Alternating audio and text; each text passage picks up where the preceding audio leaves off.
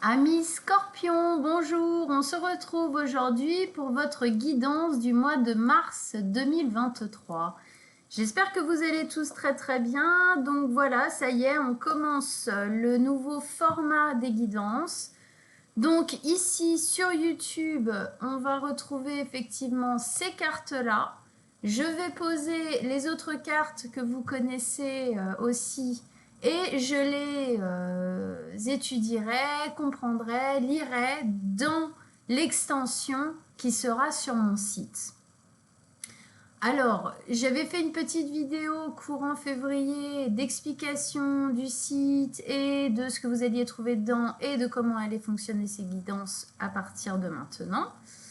Donc, je vais vous mettre le lien du site, bien évidemment, sous la vidéo. Voilà. Petit détail, alors déjà, il y aura les cartes que vous connaissez, mais il y aura aussi d'autres cartes. Je mets plus de cartes que d'habitude et un autre jeu aussi que vous n'avez pas l'habitude que j'utilise. Voilà. Si vous désirez avoir plusieurs extensions, par exemple l'extension de votre signe solaire, ascendant et lunaire, par exemple, envoyez-moi un petit message dans la rubrique contact qui viendra directement à moi en me disant Manuela, je voudrais tel signe et tel signe. Pourquoi je vous dis ça? Parce que sur mon signe, on ne peut prendre qu'un seul abonnement ou une seule extension par mois. C'est comme ça, on n'a pas réussi à faire différemment, pour le moment en tout cas. Donc, vous passez directement par mois si vous en voulez plusieurs et je vous ferai directement une petite réduction de prix. Voilà, j'ai tout dit, on y va, mes scorpions.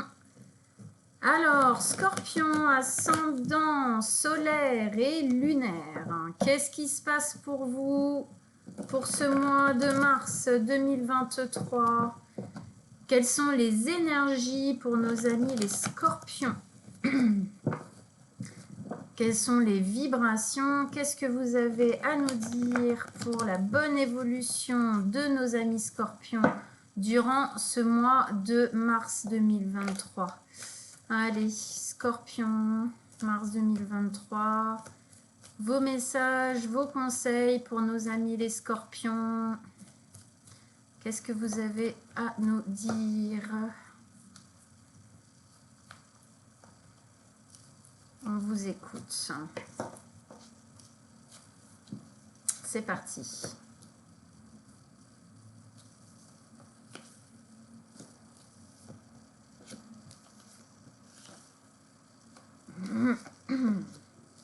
Et une carte que je pose ici et qu'on lira et on rajoutera des cartes dans l'extension. Ok. Alors déjà, on a deux arcanes majeurs ici. Le monde et la tempérance. Épée, bâton, coupe. Ok, on n'a pas de denier pour le moment. Pour le moment. Alors, on rentre dedans. Pardon. On commence par cette carte. Alors, 10 d'épée. Eh bien, la 10 d'épée nous montre que vous êtes en train... Alors, attendez, juste 2 secondes. Qu'est-ce que vous aviez le mois dernier? En février. Un cycle dur qui vous aura rendu plus fort. Eh bien, on sent que vous êtes encore en train de sortir de ça. D'accord? C'est encore en train de se travailler. C'est en train de se finir. Effectivement, 10 d'épée nous explique que c'est une fin de cycle déjà. Et c'est une fin de cycle où on sort d'un espace difficile, douloureux, un cycle dur et long, où on a perdu des plumes, d'accord? On sort de ça.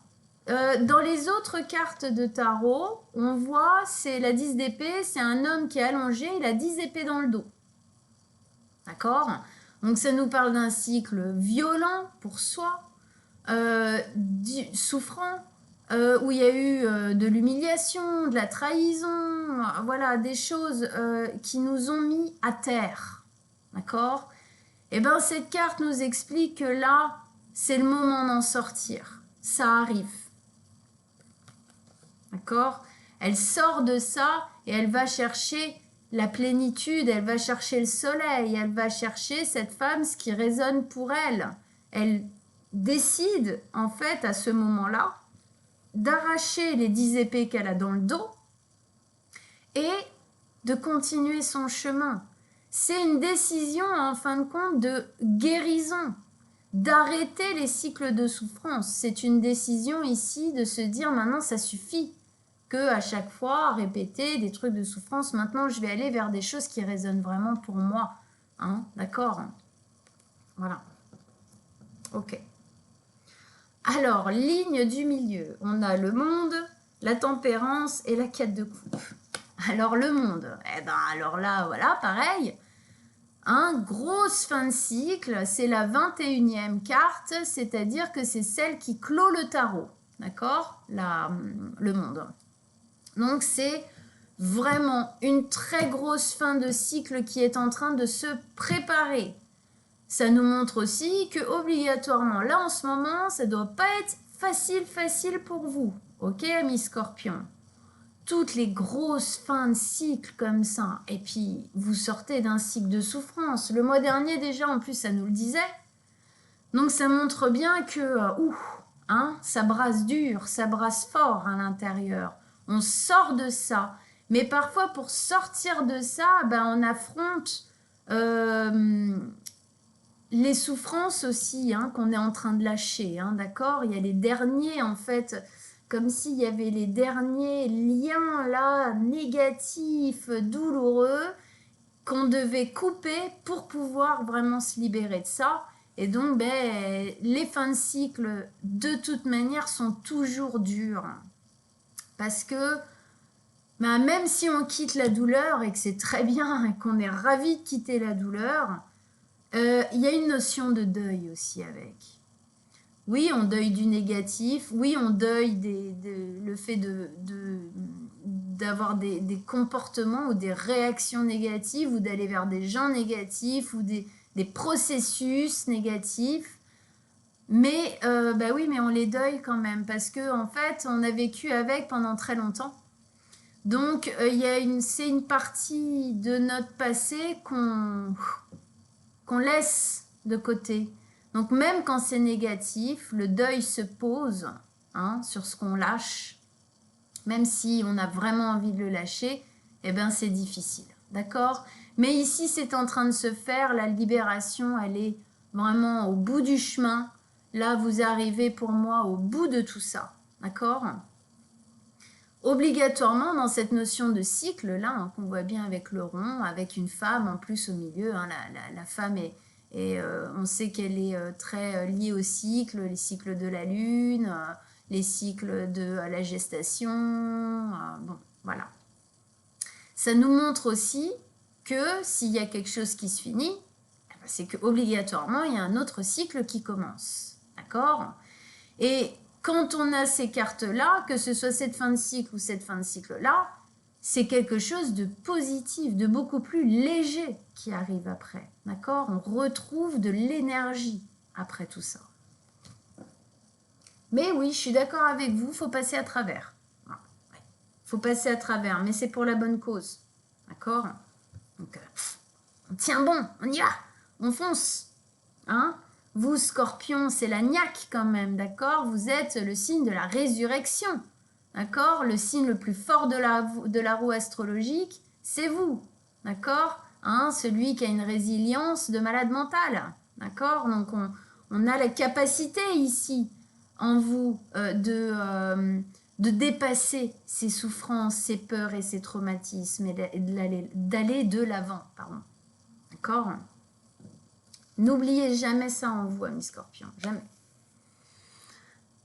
Ici, au milieu, et donc là, ça parle bien, parce que les Scorpions sont peut-être résistants et tout, mais il se passe beaucoup de choses à l'intérieur d'eux, même si, comme ça se voit pas, d'accord?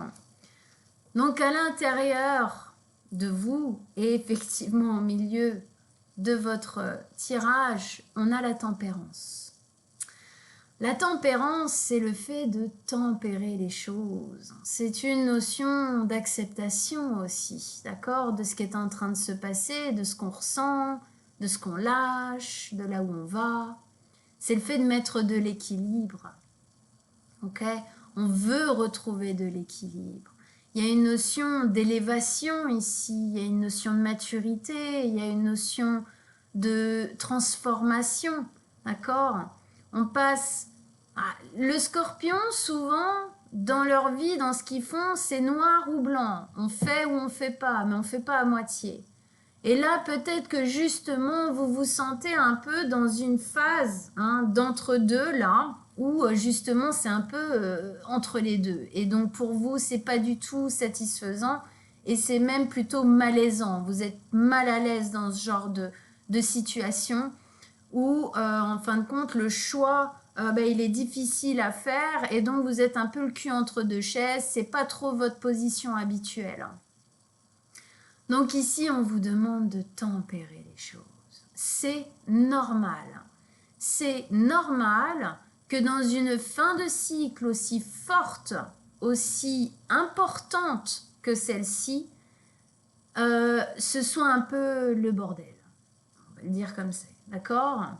Donc ici, on vous demande de respirer. On vous demande de remettre de la tempérance, de l'équilibre. Peut-être aussi de la tempérance face à vous-même. C'est-à-dire, ne soyez pas trop dur avec vous d'être dans une phase d'entre-deux, d'accord? Même si vous êtes des scorpions qui êtes le signe de la force, d'accord? De la résurrection, tout ça, vous restez malgré tout des humains, les amis, d'accord? Donc, tout n'est pas toujours tout blanc ou tout noir. Et c'est comme si ici, on voit bien au final, il mélange un petit peu ces énergies blanc et noir.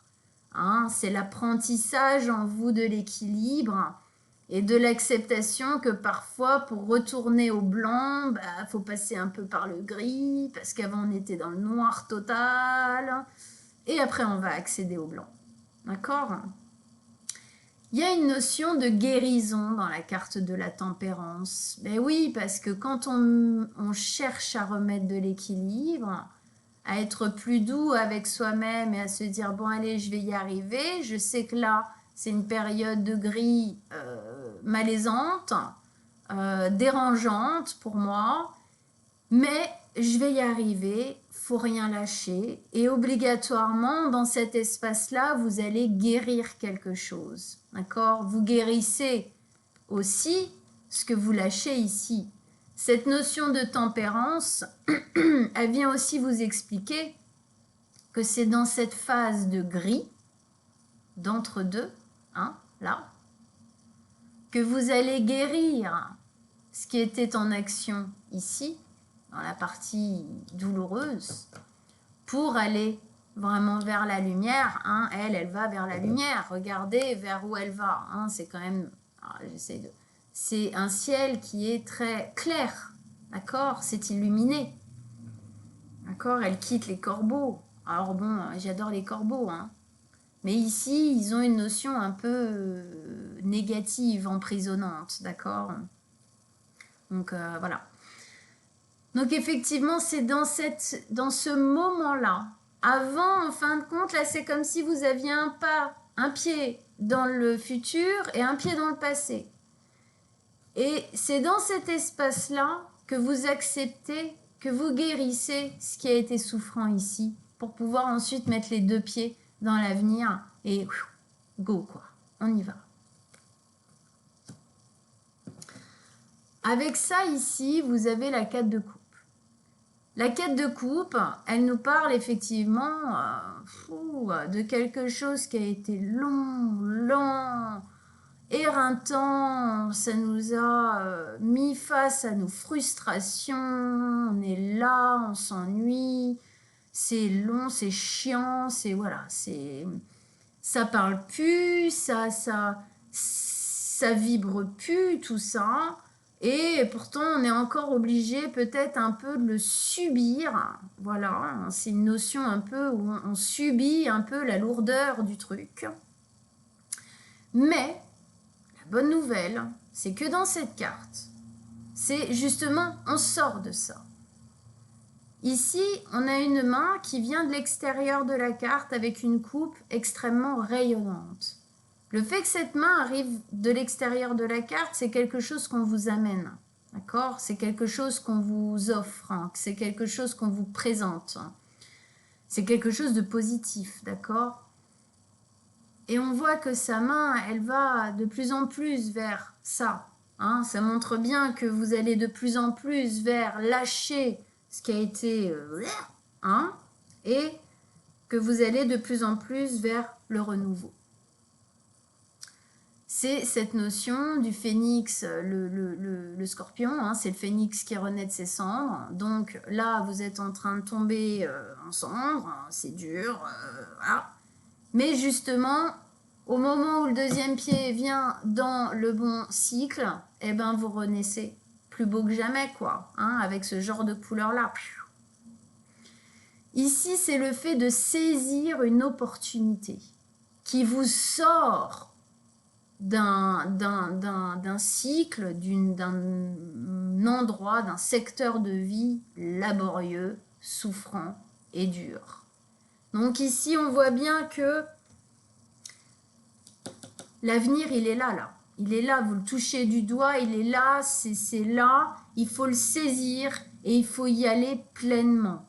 Ici, c'est comme si on vous disait, ne vous laissez pas. Hein, le scorpion, dans cette notion noir-blanc, il peut être aussi pessimiste qu'il peut être méga optimiste. D'accord? Donc là, c'est un peu justement la tempérance au milieu, elle vient dire, sortez justement de cet espace pessimiste de douleur, d'accord? Et allez vers plus d'optimisme. Réouvrez les portes, parce que là, il y a l'opportunité, avec tout ça, d'aller vers le nouveau.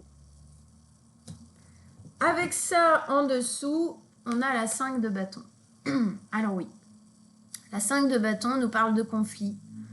Alors, bon, bah, c'est des conflits intérieurs, hein, surtout, hein, de tout ce qu'on parlait, quoi, la difficulté de finir un cycle, la difficulté de lâcher certaines choses, la difficulté aussi de mettre les deux pieds dans l'avenir. Hein. Il y a des peurs, il y a des traumatismes, il y a des peurs ancestrales, il y a des trucs bien profonds hein, chez vous qui sont pas... qui restent de l'ordre de l'inconscient, alors soit qui ne sont pas montrés à l'extérieur, soit même parfois vous avez du mal à mettre vraiment le doigt dessus, hein, tellement il y a une forte part d'inconscient en marche chez vous, il y a beaucoup de profondeur, d'accord? Donc oui, il y a des conflits intérieurs, d'accord? Mais c'est aussi une carte de tri. C'est aussi une carte où justement on fait le ménage, d'accord? On brûle, hein, c'est rigolo parce qu'ici il y a cette notion de feu. Justement, le phénix, quand il dit il renaît de ses cendres, les cendres, ça passe bien par la purification du feu, ok? Donc effectivement, ici, il y a cette notion de tri intérieur qui est en train de se faire. On trie, on trie, on trie, on trie. Hein, pour purifier, on purifie, on essaie de remettre de l'équilibre. Dans cette purification, dans ce tri, il y a de la guérison. Puisque ce qu'on va lâcher, on va le lâcher parce que on a décidé de s'en délester. D'accord? C'est une décision consciente ici, justement. C'est en fait comme si des parts de votre inconscient qui agissaient un peu en sous-marin en vous, là, comme ça, et donc qui amenaient de la souffrance jusqu'ici, remontaient à la surface, pour ça que c'est difficile, qu'il y a des conflits et tout machin, ça remonte à la surface pour être vu, pour être senti, et pour être purifié, transformé, d'accord? Donc ici, cette notion de tri, elle est très importante, elle est primordiale. C'est pour ça que vous êtes dans l'entre-deux, parce que c'est ça qui se passe en ce moment en vous. Et donc, effectivement, dans cette notion de tri, eh ben, Oui, on essaye de mettre de l'équilibre, de retrouver de l'équilibre là-dedans. Alors, on va mettre nos cartes. Allez, pour l'extension qui sera donc sur le site. Oh, venez là, les amis. Allez, extension pour nos amis les scorpions. Il y en a 2, je ne prends pas. Allez, qu'est-ce que vous avez à nous dire en plus, des messages, des conseils, en plus, pour qu'on comprenne mieux, qu'on approfondisse. Voilà, tout ce qui se passe ici, parce qu'il y a d'autres choses à comprendre là encore.